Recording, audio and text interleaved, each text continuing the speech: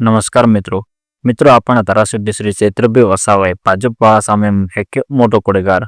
તો મિત્રો ચૈત્રભાઈ વસાવા એવું કહે છે કે એટીવીસી મીટિંગ હતી ત્યારે સરકારી અધિકારીઓ બધા હાજર હતા અને વેપારીઓને સભ્ય તરીકે લીધા, એના લીધે બોલચાલ થઈ હતી અને એના લીધે ઝપાઝપી પણ થઈ હતી।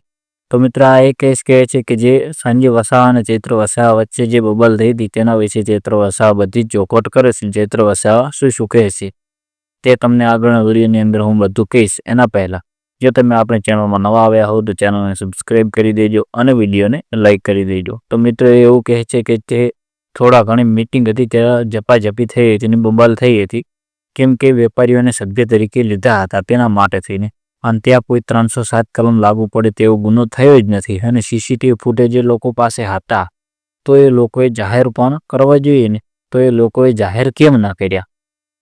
અને બીજો ગુનો જે તમે કહી રહ્યા છો કે જે મહિલાને મેં અપશબ્દો બોલ્યા, તો એ વાત તો હતી, એવું પણ મેં કોઈ પણ મહિલાને કંઈ પણ કીધું જ નથી કે મેં કોઈ પણ મહિલાને અપશબ્દ બોલ્યો જ નથી અને એ બધું જ ખોટું છે, એ લોકો જાણે છે અને બધા લોકો મારી સાથે છે। એ ભાજપને આ બધું ના અખટ્યું કે બધા જ લોકો મારી સાથે છે। ચૈત્રભાઈ વસાવા હવે આગળ વધે છે, જે ભાજપને સારું ના લાગ્યું એટલે ખોટો કેસ કર્યો અને એક વિપક્ષના ધારાસભ્ય તરીકે મેં એફઆઈઆર કરી।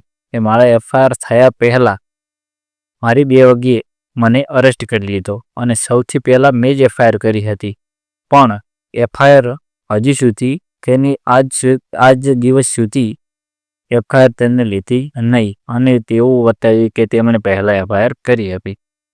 તો મિત્રો હવે તમે મને ચૈત્રભાઈ વસાવા એવું કહે છે કે મને ન્યાય અપાવો, મારી સમાજ મને ન્યાય અપાવશે, કેમ કે મને ખોટી રીતે ખસાવવામાં આવે છે। તો મિત્રો તમે એક નાનકડો વિડીયો છે ચૈત્રભાઈ વસાવાનો, તે તમે જોઈ લો, પછી આપણે આગળ વાત કરીએ। એટીવીટીની મીટિંગ હતી, સરકારી અધિકારીઓ બધા હાજર હતા, વેપારીઓને સભ્ય તરીકે લીધા, એના લીધે બોલાચાલી થઈ, એના લીધે ઝપાઝપી થઈ અને ક્યાં કોઈ 307 લાગુ પડે એવો કોઈ ગુનો થયો નથી। સીસીટીવી ફૂટેજ એ લોકો પર હતા, એમણે જાહેર કરવા જોઈએ, તે એમણે કર્યા નથી।